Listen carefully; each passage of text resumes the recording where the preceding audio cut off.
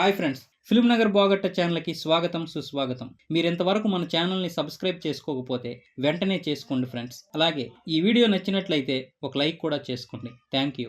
తెలుగు సినీ పరిశ్రమలో ఎన్టీఆర్, ఏఎన్ఆర్, కృష్ణ లాంటి అగ్ర హీరోలు వరుసగా సినిమాలు తీస్తూ ఇండస్ట్రీ హిట్స్ కొడుతూ దూసుకుపోతున్న సమయంలో తనదైన కొత్త రకం డ్యాన్సులను, ఫైట్లను ఇండస్ట్రీకి పరిచయం చేసిన చిరంజీవి గారు సుప్రీం స్టార్గా, ఆ తర్వాత మెగాస్టార్గా ఎదిగి తన ప్రత్యేకతని చాటుకున్నారు.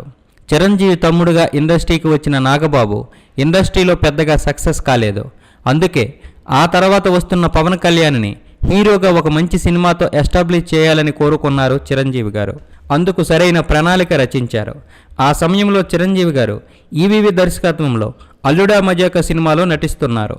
ఈవీవి గారితో సాఫ్ట్గా ఒక లవ్ స్టోరీని పవన్ కళ్యాణ్తో తీయిద్దాము అని చెప్పారు. అందుకు ఈవీవి గారు ఒప్పుకున్నారు. ఆ విధంగా అక్కడమ్మాయి ఇక్కడబ్బాయి సినిమా మొదలైంది. హీరోయిన్గా ఏఎన్ఆర్ మనవరాలు సుమంత్ చెల్లెలు సత్యవతి గారి కూతురు సుప్రియ గారిని ఎంపిక చేశారు.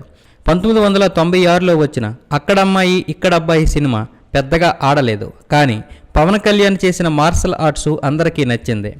ఆ తర్వాత గోకులంలో సీత, సుస్వాగతం, తొలి ప్రేమ, తమ్ముడు, భద్రి, ఖుషి వంటి 7 సినిమాలకే పవన్ కళ్యాణ్ మెగాస్టార్ స్థాయికి చేరుకున్నాడు. ఏ హీరోకి రాని క్రేజు పవన్ కళ్యాణ్కి వచ్చింది. గోకులంలో సీత సినిమా జరుగుతున్నప్పుడే వైజాగ్కి చెందిన నందిని గారితో 1997లో వివాహం చేశారు. అయితే వివాహమైన 1 సంవత్సరానికే వీరిద్దరూ విడిపోయారు. ఆమెను విడాకులు కోరాడు. కానీ ఆమె విడాకులు ఇవ్వడానికి ఇష్టపడలేదు. ఆ తర్వాత బద్రీ సినిమా నుంచి పవన్ కళ్యాణ్, రేణు దేశాయ్ లివింగ్ రిలేషన్షిప్ మొదలుపెట్టారు. పెళ్లి కాకముందే వారిద్దరికి ఒక కొడుకు కూడా పుట్టాడు. అతడే అకీరానందన్. దాంతో నందిని గారు పవన్ కళ్యాణ్ మీద కేసు పెట్టారు. నెలకు 5 లక్షల రూపాయలు భరణం ఇప్పించాల్సిందిగా కోర్టులో పిటిషన్ దాఖలు చేశారు. కానీ పవన్ కళ్యాణ్ గారు అలా ఇవ్వలేదు. దాంతో 2005లో నందిని విడాకులకు అప్లై చేయగా 2008లో వీళ్లకు విడాకులు మంజూరయ్యాయి.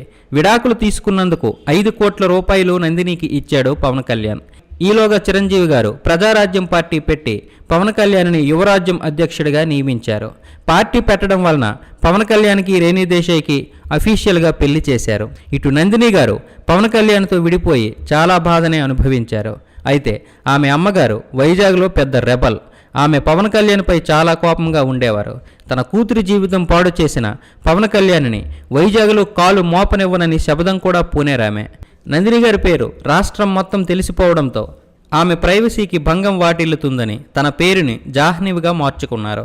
ఆ తర్వాత 7 సంవత్సరాలకి పింగల్ రణధీర్ రెడ్డి, సుధారెడ్డి గార్ల దంపతుల కుమారుడైన కృష్ణారెడ్డి గారిని వివాహం చేసుకున్నారు. ఈమె ప్రస్తుతం నందిని అలియాస్ జాహ్నవి రెడ్డి గారు తన 2 పిల్లలు భర్తతో సంతోషంగా తన లైఫ్ని కొనసాగిస్తున్నారు.